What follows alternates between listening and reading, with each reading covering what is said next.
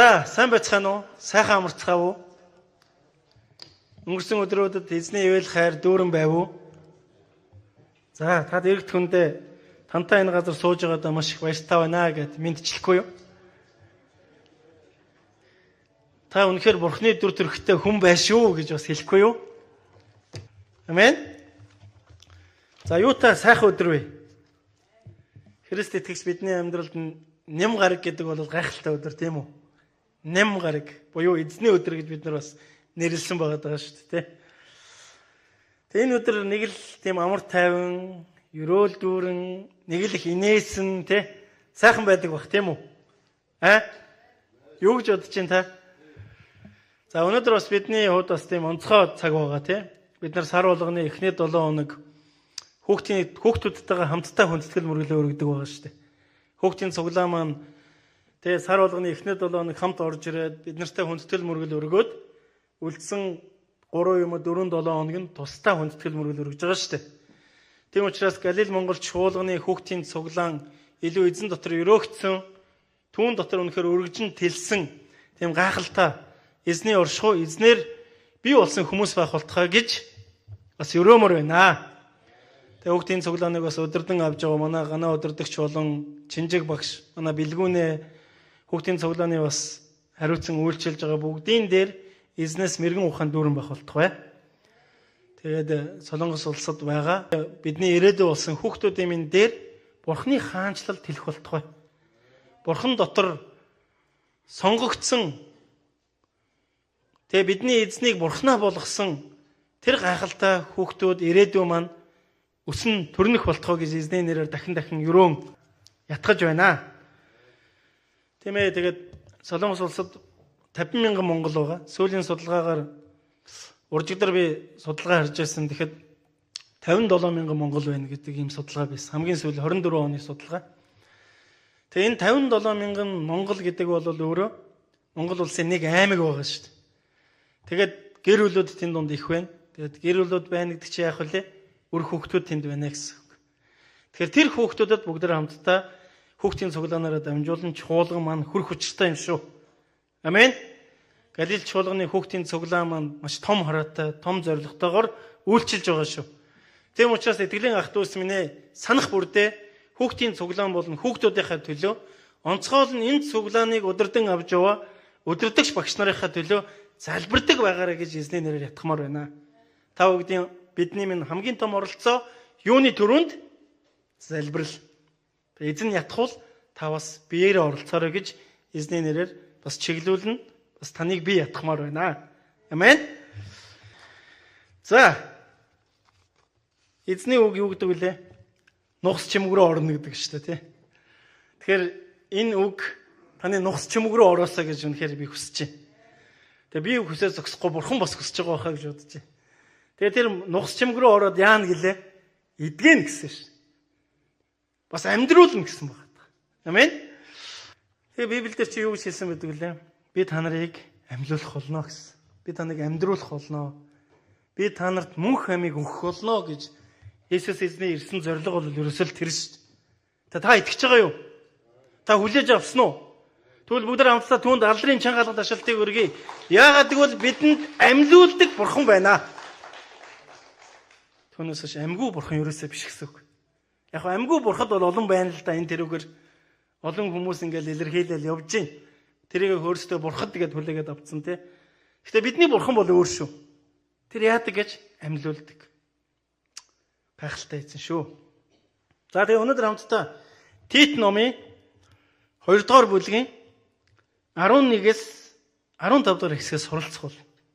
Тит номын 2 дугаар бүлгийн 11-ийн 15-аас суралцах болно. Маш чухал зүйлийг эзэн энд хэлж өгсөн байна. Итгэгч хүний амьдрал үнэхээр чухал зүйл шүү. Та анхааралтай сонсоорой. За магадгүй та итгэгч биш байсан ч гэсэн таны амьдралд үнэхээр ам өөх тийм үг байгаа шүү. Амен. Тэгээ та өнөөдөр энэ газар ирж суусан нь санамсаргүй зүйл ерөөсөө биш шүү. Бурхан бидний амьдралд сайныг төлөвлөсөн байгаа. Тийм учраас тэр хамгийн сайныг бидэнд өгөхөөр өнөөдөр Христийн чуулганд суулгаж байгаа юм шүү. Яагаад? Бурхан суулгаж байгаа шүү. Өөр хэн ч биш. Бидний бодлоор бол бид нар өнөөдөр бүгд өөр газар яваа өстэй. Зарим нь ганц амарч байгаа өдрөө дэлгүүр мэлгүүр явж байгаа бах тийм үү?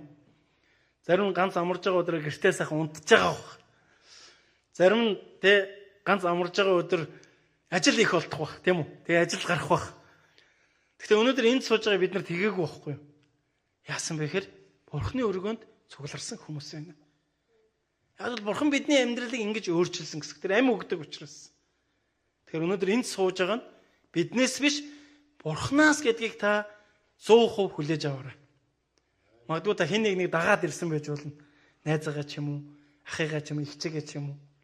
Бурхан танд сайныг зөвлөж байгаа. Харин тэр сайныг хүлээж авах үг нь бидэнд байгаа гэсэн үг байна. Тэгэхээр та дэрэгт хүнийг хараач та үнэхээр Бурханы дүр төрхтэй хүн байх шүү гэж дахин хэлээч. Би тантай, би чамтай, би найзтайгаа, би ахтайгаа, би ээжтэйгаа, аавтайгаа энэ газар ямар өрөөлөөр хамт сууж байна гэж хэлэхгүй юу? Амен. Тэгээ бүгд хамтдаа энэ эзэн дахин нэг алдрын чанга алгадаж шилдэг өргөё.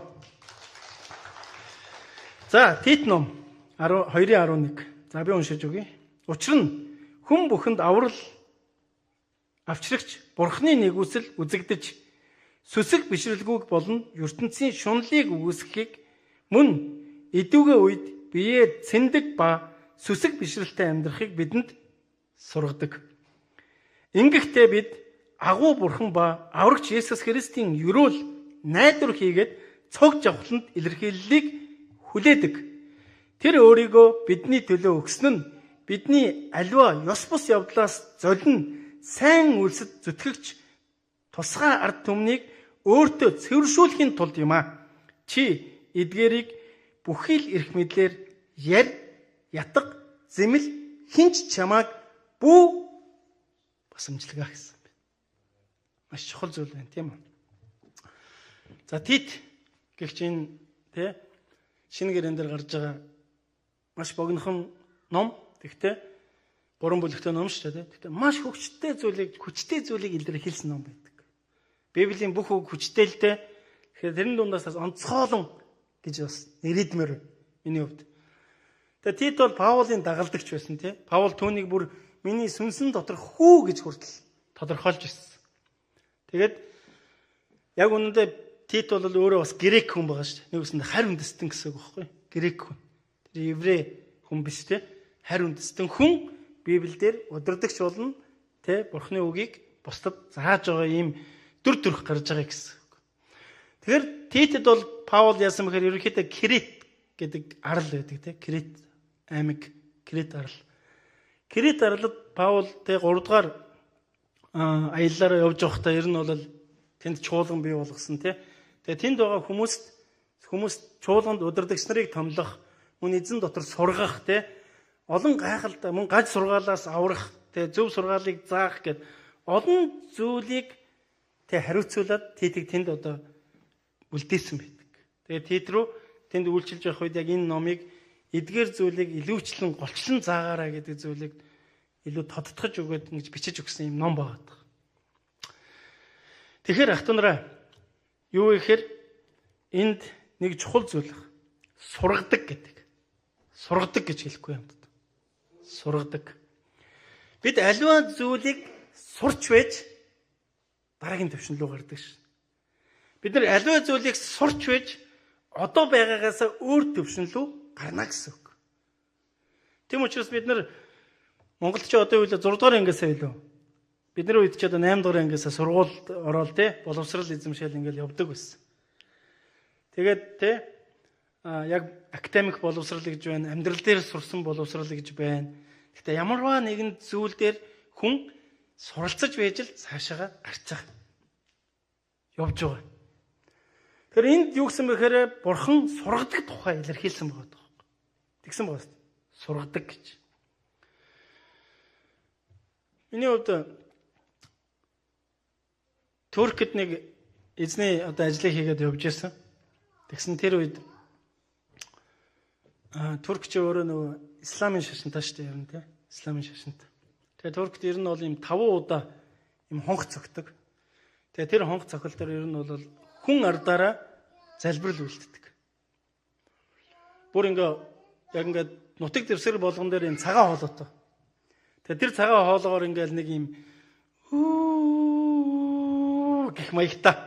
Гэтэ би бас илэрхийлж чадахгүй л юм л да. Нэг иймэрхүү аялгау явдаг. Тэгээ тэр аялгауг заримдаа ингээд сонсоход нэг гонигтаач юм шиг тийм аялгау. Гэхдээ тэр нь ер нь бол тийм магтаал явж байгаа гэдэг илэрхийлэл юм байл. Тэгээ энэ аялгау явахад өөрөөр нэг, үдээс өмнө нэг, үдээс хойш нэг, 5-6 цагийн үед нэг, орой 9 цагийн үед ч үлээ нэг ингээд дуурдаг.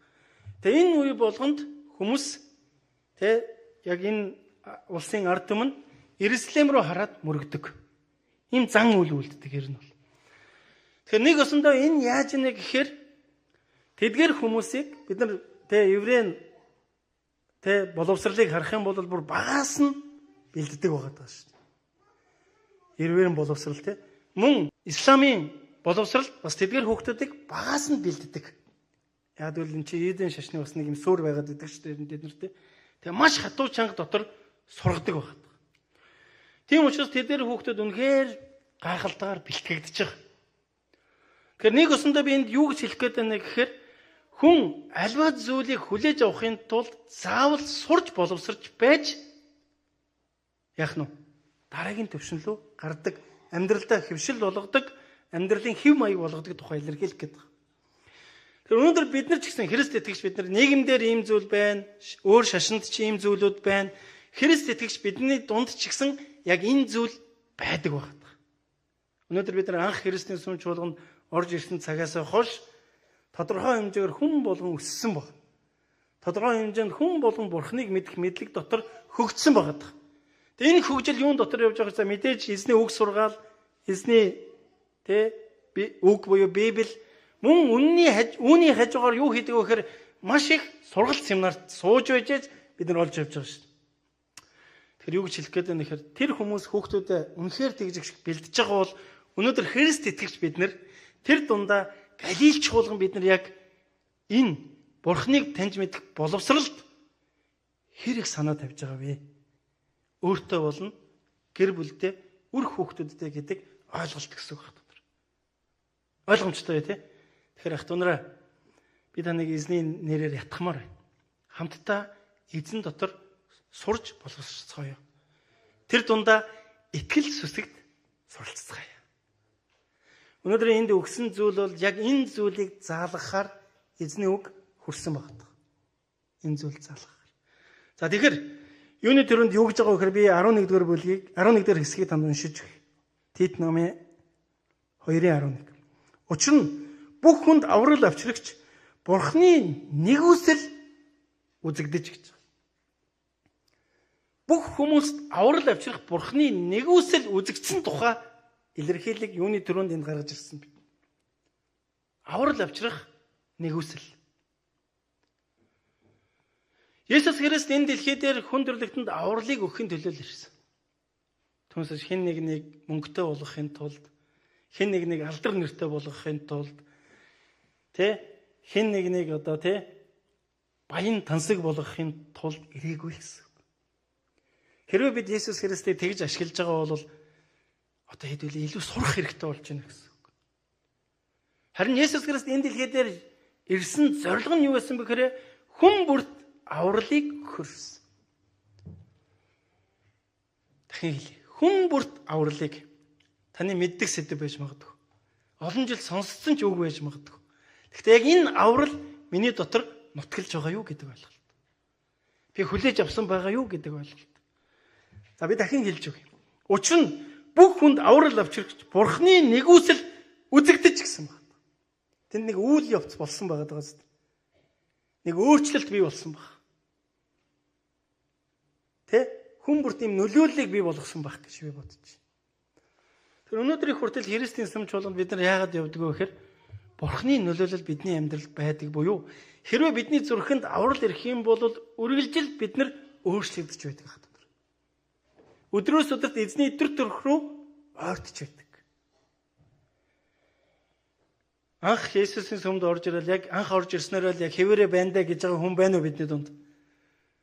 Арай байгаа юм биш үсттэй. За нэг хажууд хүмүүс нэг хараач та. Магадгүй таны бодлоор тэгж харагдаж байгаа юм магадгүй. Яг өөрийнх нь бодлоор бол яг жинхэнэ үнэн зүйл байгаа байхаа гэж бодож.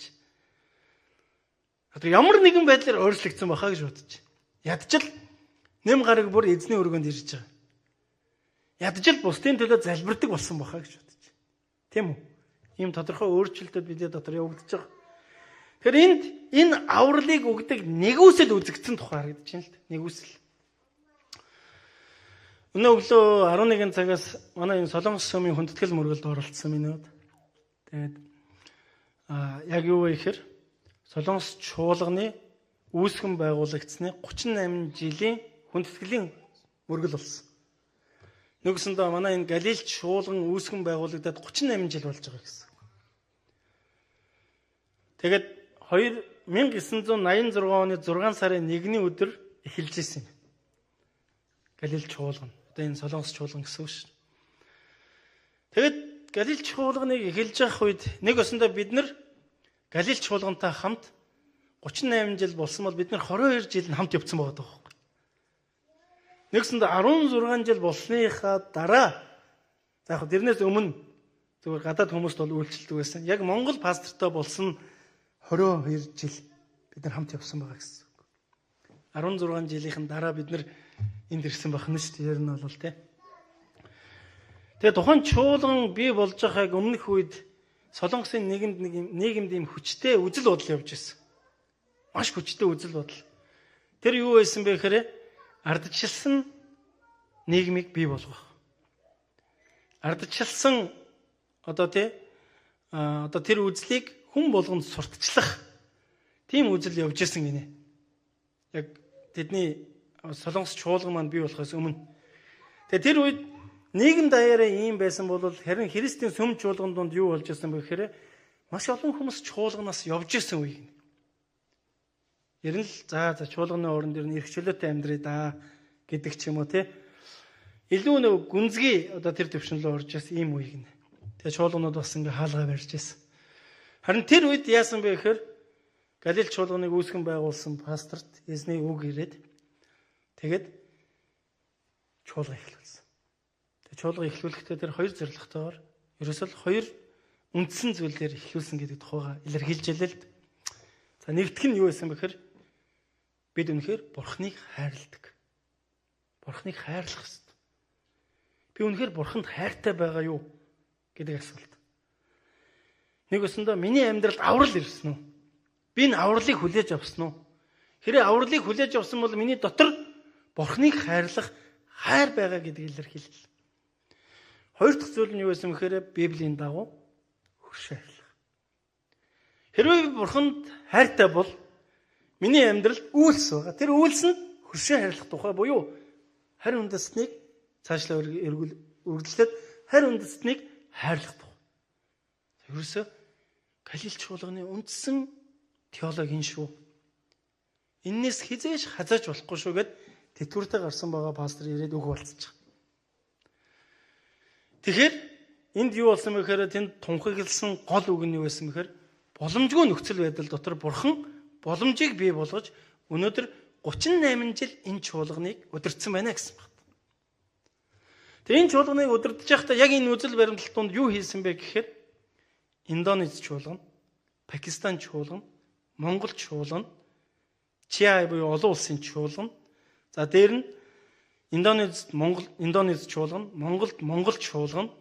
За дээр нь ингээд маш олон сайн зүйлсүүдийг хийсэн байна. Энэ бол Бурхан бидний дуудсан маш том ажил юм а гэдэг зүйлийг илэрхийлсэн байна. Нэг өсөндөө боломжгүй нөхцөл байдал дотор боломжийг бий болгосноор тэр боломжийг харсан хүмүүсээр дамжуулан бидний дээр Бурханы аврал ирсэн байна. Юу гэж хэлэх гэж байгаа вэ гэхээр энд юу гэсэн бэлээ? Учир нь бүх хүнд аврал авчрагч Бурханы нэгүслэн үзэгдэж гэж. Нэгүсэл гэдэг зүйл хүний амьдралд боломжгүй нөхцөл байдал дотор боломжийг бий болгодог зүйлс юм аа. Нэгүсэл. Таны хувьд нэгүслийг юу гэж ойлгодог вэ? Бид нар хамтдаа 2 дугаар Тимот номын нэгэн ишлэлийг харцгаая гэж бодож байна.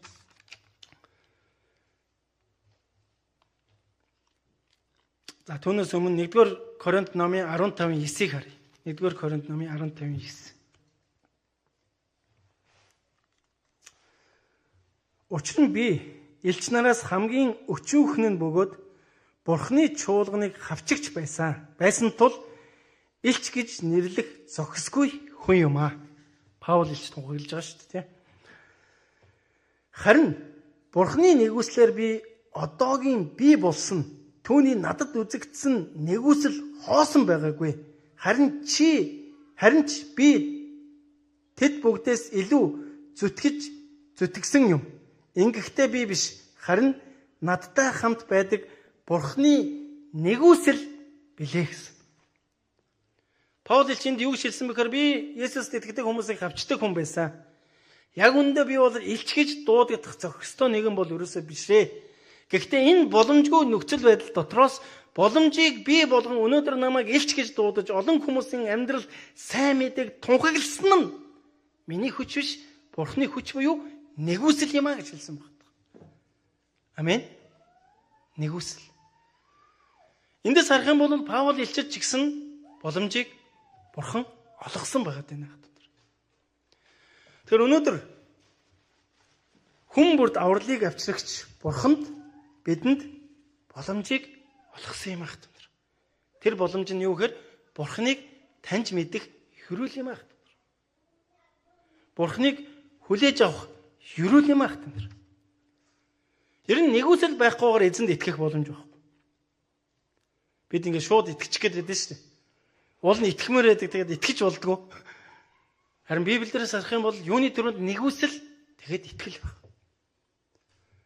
Хүн төрлөختнийг Бурхан нэгүсэлсэн учраас эзэн Иесус Христ энэ дэлхий дээр ирсэн. Нэгүсэндөө боломж олгосон гэсэн үг. Харин энэ боломжийг хүлээж авсан хүмүүсийн амьдралд итгэл өгөгдсөн байна хат. Тэгэхээр өнөөдөр таны амьдралд амьд байгаа бол боломж байгаа гэсэн үг шүү дээ. Өнөөдөр би энэ дэлхий дээр амьд байгаа бол миний амьдралд боломж байна гэсэн үг. Миний ирээдүйд боломж байна гэсэн үг. Нэг үсэндээ эзэнд итгэх тухай хат. Иесус Христ хүн төрлөختний авралын төлөө бүр товчхон маш тодорхой ярих юм бол хүн төрлөختөн Бурханаас холдоод гэмд унаад ер нь ирээдүйдээ зүгээр л тамд байх тухай одоо тийм ирээдүйдээ байсан байхгүй. Ерөөсөө л мөнхөд тамд. Бид нар энэ дэлхий дээр ирээд явах нь үнэн биз дээ хата нар. Энэ дэлхий дээр мөнх амьдрах хүн байхгүй шүү дээ. Харин бидний мөнх амьдрах газар юу гэхээр энэ дэлхийгээс явах тэр цагийг л хэлж байгаа. Тэнд бид нар мөнх амьдр. Харин тэр мөнх амин тамд байна уу? Бурхантай хамт байна уу гэдэг сонголтыг л Бурхан тэр боломжийг Бурхан энд хүн төрлөختөнд өгч байгаа гэсэн. За би дахиад Тит номын саяны 11 дээр үсээс танд уншиж байна. Учир нь бүх хүнд аврал авчрагч Бурханы нэгүсэл үзэгдэж бидний амьдралд Бурханы нэгүсэл үзэгдэж байгаа шүү байна. За одоо маш чухал зүйлийг тэгвэл одоо яах ёстой юм бэ гэдэг маш чухал зүйлийг бид нэр заасан байна. Амьдралдаа орхих, мөн амьдралдаа бий болгох хоёр зүйлийг эзний үг энд маш тодорхой хэлж өгсөн байгаа шүү байна. Тэгэхээр би тэрийг энд дурдъя. 12. Сүсэг бишрэлгүй болон ертөнцийн шунлыг үүсгэхийг. За 12 дотор. За би дахин хэлье. Сүсэг бишрэлгүй болон ертөнцийн шунлыг үүсгэхийг. За энэ бол орхих зүйлийн тухай хэлж байгаа. Хоёр зүйл байна. Нэг нь юу гэхээр сүсэг бишрэлгүй байж болохгүй шүү гэсэн байна. Хоёр дахь зүйл нь юу гэхээр зүрхний шунлаа анхаараарай гэсэн байна. За би дахин уншиж байна. Сүсэг бишрэлгүй болон ертөнцийн шунлыг үүсгэх. Юуны шунал гэж вэ? ертөнцийн шунал. За энд сүсэг бишрэлгүй гэдэг үг байна. Сүсэг бишрэлгүй. Би яг сүсэг бишрэлгүй хүн мөн үү гэдэг ойлголт гэсэн үг. За энийг төр орхив. Хоошоо дахиад яригдах учраас. ертөнцийн шунал. Ер нь Библи шунлын тухай маш тодорхой илэрхийлсэн байдаг. Ер нь шунлаас болж хүн асуудал орсон шүү дээ. Тийм үү? Бид нар Эхлэл номдор очих юм бол манай нөгөө ихч маань ер нь жоохон шуналтай байсан юм шиг байгаа байхгүй юу ер нь. Яг байсан ч явахад өгс хүнд өгөгдсөн зүйл юм шиг байгаа юм л да. Тэрийг ингээд нэг өөрөөр ашигласан юм шиг байгаа юм. Өөртөө хэрэгцээд байгаа ч юм уу тий. Тэгэхээр өнөөдөр бидний амьдралд зүрх сэтгэлийг минь татж байгаа альва зүйлийн тухай илэрхийлж байгаа гэсэн. Бүр бурхан өөрийн үгэндээ юу гэж хэлсэн бэ гэхээр надаас өөр бурхантай байж болохгүй шүү гэж хэлсэн байна. Тэгэхээр бид нэр яг тэр бурхныг юугаар бий болгодог вэ гэхээр яг зүрх сэтгэлийн хүслээр бий болгодог байна. Нүгээс амьдралынхаа цаг зав, боломж бололцоо аливаа зүйлийг зарцуулж байгаа зүйл нь хүний бурхан болсон байх магадлал гэдгийг Библи маш тодорхой илэрхийлсэн байдаг. Тэгэхээр өнөөдөр бидний амьдралд яг бурхны үг эзэн Есүс Христээс илүү зүрхийг минь татж байгаа зүйл байгаа юм биш үстэй гэж. Харин тэр зүйлийг ертөнцийн шунал гэж Библи илэрхийлсэн байна. Бид шунлаас болж яг эцсийн эцэд гэмд өмдөг үстээр нь. Шунлалч болж бид нар эцсийн эцэд бурхны эсрэг зүйл хийж байгаа. Ойлгомжтой байх та нараа. Тэгэхээр яг энэ шунал гэдэг зүйл нь биднийг нэгүслээс холдуулах боломжтой гэсэн. Энэ зүйлүүдийг орхигдох илэрхийлсэн байна. За цаашаа нэг нь шунал нөгөөх нь өсгмөр сүсэг бишрэлгүй байж болохгүй гэсэн байна. За үргэлжлүүлээд би 12 дотор уншия. Мөн идээгөө үед биеэ цэндэг ба сүсэг бишрэлтэй амьдрахыг бидэнд юу гэсэн бэ? Сургадаг гэсэн. Тэгэхээр бид нар итгэлийнхээ амьдралдаа бид нар яг энэ итгэлийн боловсрал олж авах зүйл нь юу вэ гэхээр нэхур байх тухай. Хянуур байх тухай. Болгоомжтой байх тухай илэрхийлэл явж байгаа. Дахиад хоёр дахь зүйл нь юу вэ гэхээр сүсэг бишрэлтэй амьдрах тухай илэрхийлсэн байна. Энэ зүйлийг хоёр удаа хэлж гисэн байгаа. Өмнөхдөр нь болохоор сүсэг бишрэлгүй байж болохгүй гэдгийг маш тодорхой хэлж өгöd дараагт нь сүсэг бишрэлтэй амьдраарай гэсэн үг. Тэгэхээр хүний амьдралд энэ сүсэг бишрэл гэдэг зүйл ямар чухал вэ гэдгийг өнөөдөр Тит номоор дамжуулан бурхан илэрхийлэхийг хүсэж байна хтэн. Та хэрэг сүсэг бишрэлтэй хүн бэ? Хэрэг сүсгтэй хүн бэ? Ер нь би одоо ингээд нэг 18-9 жил ингээд эзэнд итгэе явж ийн л доо. Тэг ингээд эргээд харахаар миний амьдрал ч гэсэн тийм үед байсан. Бид нар ингээд чуулганд удаан яваад ирэхээр нэг юм сүсэхгүй болчих тийм шиг санагдсан байхгүй. Сүсэхгүй. Би ингээд буруу бодоод байж тээ ер нь бол тий. Би ингээд нэг сүсгтэй байхаараа л нэг юм нэг буддагийн хүн шиг тэгээ эсвэл нэг өөр шашны хүн шиг нэг юм шашинд итгэдэг хүн шиг тийм одоо юм үзэл тийм бодол их удаан миний дотор явсан. Тэгж явж байгаад харин нэг өдөр нэг бурхны нэгүсэл буугаад энэ зүйлийг ойлгуулсан байхгүй. Сүсэг бишрэл гэдэг зүйл хүний амьдралд ямар чухал юм бэ? Ялангуяа итгэгч хүний амьдралд ямар чухал юм бэ гэдэг зүйлийг нэг өсөндөө би бурхны нэгүслээр олж авсан гэсэн. Тэгэхээр ямар үг байдаг вэ гэхээр бидний амьдралд сүсэг байхгүй бол бурхан хол гэдэг ойлголт. Хэрвээ бидний амьдралд сүсэг байгаа бол бурхан ойрхон гэдэг илэрхийлэл байдаг хэ. Байдаг. Тэгэхээр та эзний үгийг яг яаж хүлээж авч байгаа вэ? Зүгээр л мэдлэгээр хүлээж авч байна уу? Эсвэл үнэхээр сүсэг дотор хүлээж авч байна гэдэг ойлголт гэсэн үг. Мэдэн. Паул уу? Тийм. Есүсийн эсрэг ажиллаж исэн гэсэн шүү. Харин сүсгтэй байдал. Эзний хүмүүсийн эсрэг ажиллаж исэн хүн нэг бурхан гэж өөрчилсөн биш. Намайг ч гэсэн өөрчлөх боломжтой гэдэг хандлага гэсэн үг. Ойлгомжтой тий. Тэгэхээр бидний амьдралд яг энэ хандлага байхгүй болоод ирэх үед энд яаж нэ гэхээр бид нар буруу сурж байгаа тухай Тит номор дамжуулан илэрхийлсэн. Тэгэхээр би дөрөв хэлсэн. 18-9 жил Христ итгэлээр явахдаа олон Христ итгэгч нар яг ийм сүсгийнхаа байдлыг алдаад байгаа юм шиг тийм зүйлийг анзаарсан баг. Тийм учраас бид нар аль болох энэ зүйлийг заах хэрэгтэй болж байгаа гэсэн. Энд юу гэсэн бэ? Сүсэг дотор сургасан байгаа даа. Сүсгийг заасан байгаа даа. Амин. Тэгэхээр сүсэхгүйгээр бид нар эзнийг олж харах боломж байхгүй гэсэн. Нэгсэндээ бидний амьдрал сүсэг байгаа нь Бурхны нэгүсэл юм аа. Харин энэ нэгүсэл дотор бид нар итгэлийг олж явна гэх дотор. Та сүсгэлэхгүйгээр шууд итгэсэн хүн байна уу? Юу гэж бодож байна та? Ямар гоё юм бэ гэж шууд итгэл те. Тодорхой хэмжээгээр бидний дотор сүсэг явсан байна. Нэг усандаас сүсэг бишрэл гэдэг зүйл нь өөрөө хүлээн зөвшөөрөлт гэсэн ойлголт явж байгаа дотор. Хүлээн зөвшөөрөлт. За бидний хувьд те эзний хүнийг хүндлэх энэ юу юм сүсгтэй холбоотой шүү дээ те.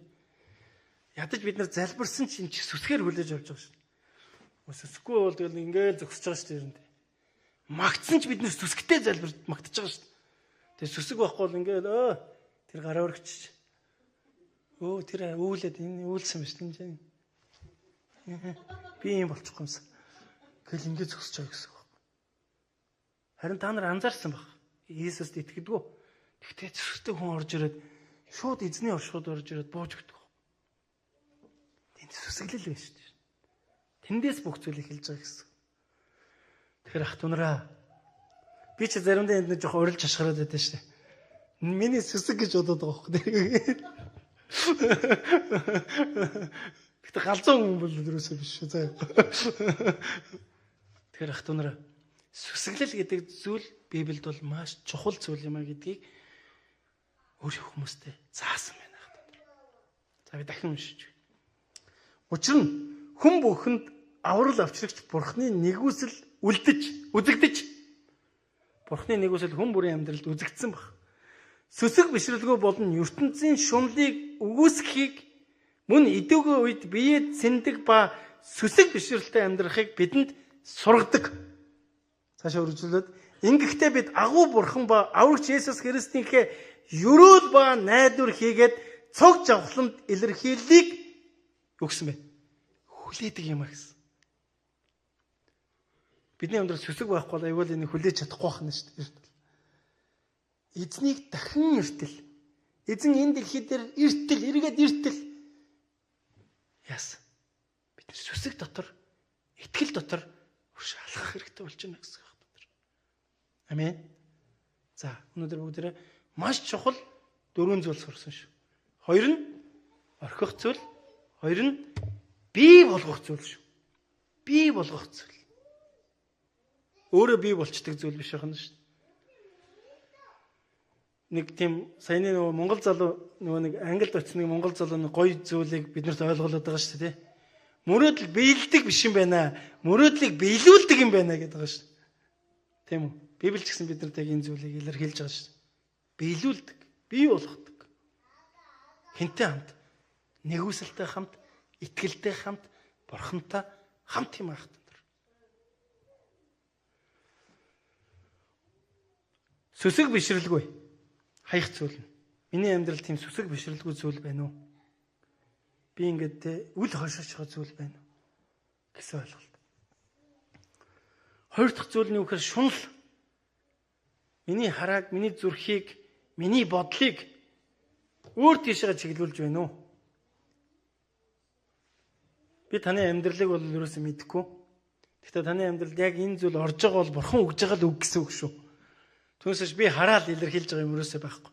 Библийн хэлж байгаа зүйлийг л энд хэлж байгаа гэсэн.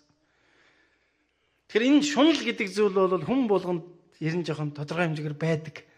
Гэхдээ бид нар энэ шуналыг юуны төлөө ашиглах ёстой гэж Бурханыг таньж мэдэх төлөө ашиглах ёстой байдаг. Гэтэл энд юу гэж хэлсэн бэ гэхээр ертөнцийн шунал гэж хэлсэн байна. Яг гэвэл энэ ертөнц Бурханы эсрэг. Харин Иесус Христ бидэнд Бурханыг таньж мэдүүлэх, биднийг Бурхантай эвлэрүүлэх зууч юм аах. Амен. Тэгэхээр яах нь? Сүсэхгүй байдал болно, шунлаа орхицгоё гэж хэлж байна. Бүгд одоо дараагийн төвшин рүү гарцгаая. Ойлгож байна уу те? За, бий болгох зүйл нь юу гэлээ? Мөн идэвгүй үед бие цэндэг. Би яг аль төвшөнд байна вэ? Энэ яг зөв үү, буруу юу? Энэ давхар мэрэгэн ухаан явж штэ ерэн тий. Нэг осондоо бид нар ухаалаг, смарт итгэгч нар байх тох. Бие цэнэ гэхээр бид сүүлдээ ингээд бүх зүйлийг өөрөөсөө холдуулаад байдаг болчихдаг ш. Нэг л их ариун хүн те. Юмд хүрэхээр л бузардах гал байдаг тийм хүн болчиход байдаг ш.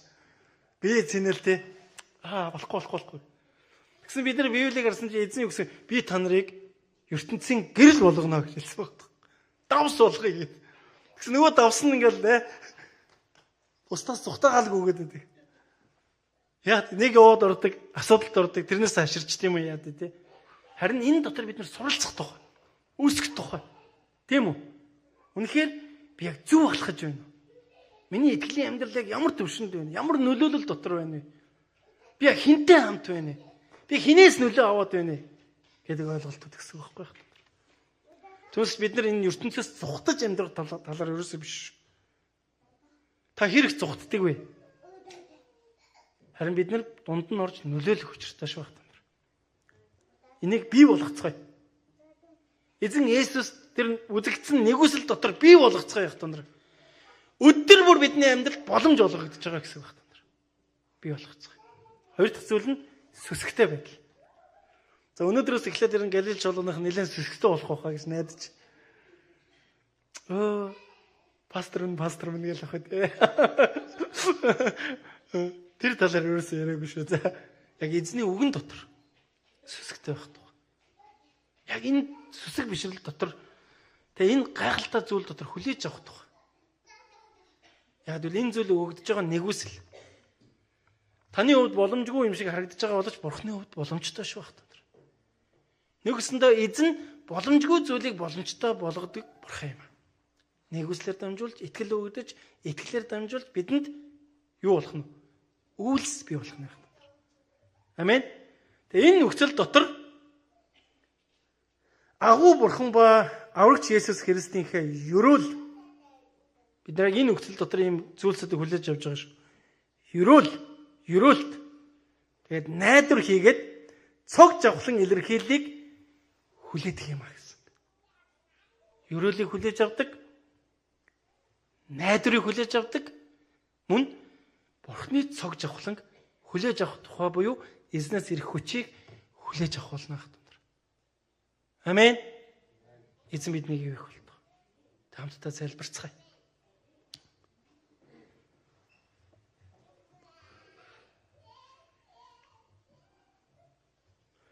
За үргэлжлүүлээд би 14 15-ыг уншиж өгье. Залбирахаас өмнө. Тэр өөрийгөө бидний төлөө өгсөн нь биднийг аливаа ёс бус явдлаас золино. Сайн үйлсэд зүтгэгч тусгай ард түмнийг өөртөө цэвэршүүлэхийн тулд юм. Саяны зүйлсийг хийснээрээ Бурхан дотор цэвэрших тухай.